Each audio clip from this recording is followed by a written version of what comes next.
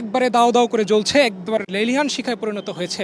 আমরা দেখতে পাচ্ছি যে এই আগুনটি নেভানোর জন্য ইতিমধ্যে ফায়ার সার্ভিসের পাঁচটি ইউনিট তারা ঘটনাস্থলে এসেছেন এবং তারা নিরলসভাবে কাজ চালিয়ে যাচ্ছেন। এবং এখানে যে ভয়াবহতা, আমরা এখানে কয়েকজন প্রত্যক্ষদর্শীর সাথে আসলে কথা বলেছি।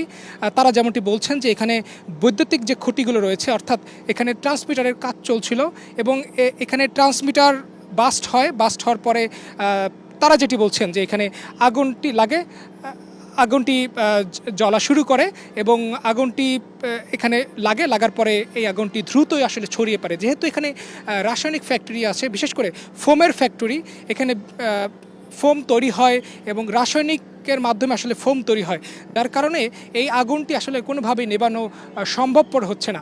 এবং এখানে কিছুক্ষণ পরপরই আমরা দেখতে পাচ্ছি যে বিভিন্নভাবে আসলে যে রাসায়নিক যে বিক্রিয়াগুলো রয়েছে, রাসায়নিক যেসব যেই জিনিসপত্রগুলো এখানে রয়েছে সেগুলো বাস্ট হয়ে আবারও আগুন দাও দাও করে ছড়িয়ে পড়ছে।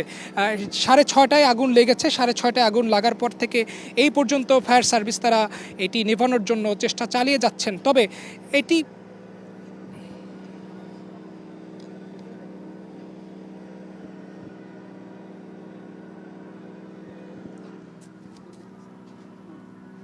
তো ভিতরে আপাতত কোনো কর্মী আছে বলে মনে হচ্ছে না এবং এখানে কথা বলেছি এবং যখনই আসলে আগুনটি লাগে তখনই আসলে এখানকার কর্মীরা, বিশেষ করে যারা এখানে কাজ করছিলেন, তারা বের হয়ে যায় এবং বের হয়ে গেলে এর পরবর্তীতে এখানে ফায়ার সার্ভিস এসে তারা এটিকে নেভানোর চেষ্টা করে। অর্থাৎ এলাকার প্রত্যক্ষদর্শী এবং তারা আসলে সেটি বলেছেন যে এখানে যখন আগুনটি লাগে তখন তারা বের হয়ে যায়, তখনই আসলে সাথে সাথে ফায়ার সার্ভিসকে জানানো হয়। ফায়ার সার্ভিসের পক্ষ থেকে প্রথমে 2টি ইউনিট, এরপরে আরও 2টি ইউনিট, সর্বশেষ আরেকটি ইউনিট এসে মোট 5টি ইউনিট এটিকে নেভানোর জন্য কাজ চালিয়ে যাচ্ছেন। আমরা এখনও দেখতে পাচ্ছি সামনে যে মাত্রই একটি বিস্ফোরণ হলো, অর্থাৎ ভিতরে যেহেতু রাসায়নিক পদার্থ রয়েছে, যেহেতু ফোম তৈরিতে রাসায়নিক পদার্থ ব্যবহার করা হয়, সেই পদার্থগুলোই আসলে কিছুক্ষণ পরপর বিস্ফোরিত হচ্ছে এবং আগুনের তাপ, আগুনের পরিমাণও কিন্তু বেড়ে যাচ্ছে। আমরা দেখতে পাচ্ছি আশেপাশের পুরো এলাকা আলোকিত হয়ে গেছে, অর্থাৎ আগুনের যে লেলিহান শিখা, সেই লেলিহান শিখা পুরো এলাকাকে একদম আলোকিত করে দিয়েছে।